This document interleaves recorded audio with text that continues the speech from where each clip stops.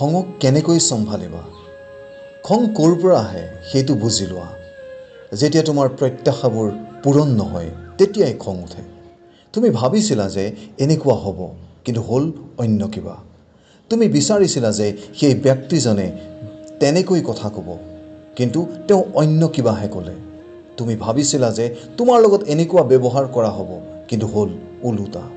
আৰু যেতিয়া বাস্তৱটো তোমাৰ কল্পনাৰ লগত নিমিলে তেতিয়াই খং উঠে গতিকে খঙৰ মূল শিপা হ'ল তোমাৰ প্ৰত্যাশাবোৰ যিমানেই বেছি প্ৰত্যাশা থাকিব সিমানেই বেছি খং উঠিব গতিকে ইয়াৰ প্ৰথম উপায়টো হ'ল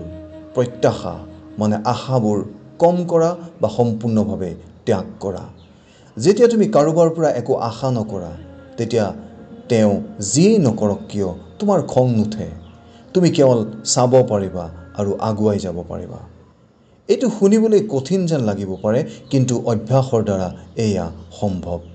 লাহে লাহে তুমি আশাবোৰ ত্যাগ কৰিবলৈ শিকিবা আৰু তেতিয়া খং আপোনা আপুনি কমি যাব